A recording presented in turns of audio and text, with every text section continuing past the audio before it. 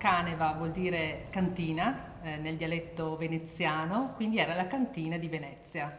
All'epoca venivano a rifornirsi di olio, di fichi, che all'epoca venivano essiccati, e di vino. Il vino tipico di queste colline è il Verdiso.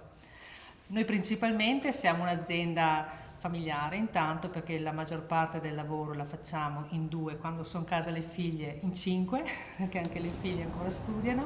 Produciamo 5 bianchi e 4 rossi, il Verdiso, il Glera, il Verduzzo Friulano, Malvasia e Manzoni, l'incrocio Manzoni bianco, mentre di rossi il Re Fosco dal peduncolo rosso, il Merlot, il Cabernet Franc e il Cabernet Sauvignon. Sono 11 ettari vitati, abbiamo un po' di olivi, quindi facciamo un po' d'olio, e i fichi. Facciamo parte del consorzio del figo moro da Caneva, questo frutto stupendo. È un albero a cui non serve niente, è naturale al 100% perché basta potarlo un po', non serve concimazione, non servono trattamenti, quindi uno può raccoglierlo dall'albero e metterlo in bocca direttamente.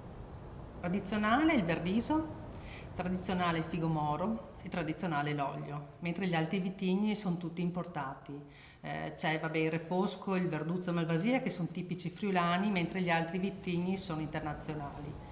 Una volta queste colline erano quasi esclusivamente di varietà di uva Verdiso, si è rimasti gli unici produttori, perché è un'uva delicatissima, molto sensibile all'umidità, quindi noi abbiamo piantato i vigneti sui terrazzi il più in alto impossibile, dove c'è sempre una microventilazione e quindi l'uva non soffre, la portiamo a casa bella sana quest'uva. Già al tempo della Serenissima c'era il Verdiso, perché la Serenissima veniva proprio a Caneva a rifornirsi di Verdiso, di fichi secchi, perché all'epoca venivano essiccati e imbarcati, e abbiamo trovato degli scritti che a ogni marinaio veniva dato un fico secco e una ringa essiccata per combattere lo scorbuto.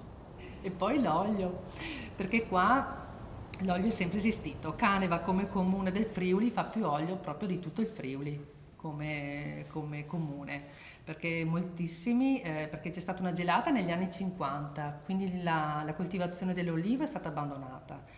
Si è ricominciato una trentina d'anni fa di nuovo a mettere a dimora degli olivi nuovi e una decina d'anni fa è cominciata la produzione. E quindi quasi tutti qui nella zona pedemontana hanno 100, 200, 300. Abbiamo il nostro vicino che ne ha 9.000 alberi di olivi. Il fico ha due tempi di raccolta, uno a metà luglio e uno in agosto. Allora quello di metà luglio è il fiorone, che è un fico un po' più grosso però meno saporito e viene venduto solo fresco, mentre l'altro, che comincia di solito da metà agosto fino a metà settembre, è molto più piccolo, dolcissimo, molto saporito, e viene raccolto in cassettine, selezionato e venduto la maggior parte fresco alla grande distribuzione. Quello maturo, che però è anche quello più buono, che non si può mettere in cassettina, viene congelato e durante l'anno trasformato in salse, confetture, preparati per base per gelato, base per cucina, c'è una miriade di trasformati.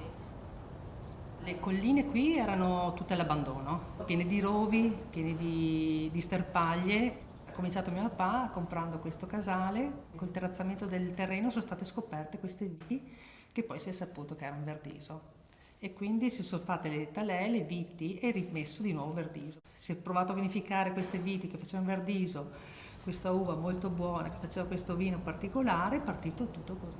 Già da molti anni non si usa l'iserbo sotto il filari, c'è molto lavoro manuale perché in collina il lavoro è triplicato confronto alla pianura che è molto meccanizzata. È stato sicuramente un vantaggio per i terreni perché sono stati portati di nuovo ad essere valorizzati, mentre prima c'erano solo sterpaglie anche per andare a visitare, uno non andava a visitare. Adesso ci sono i turisti che girano queste zone, le stanno riscoprendo.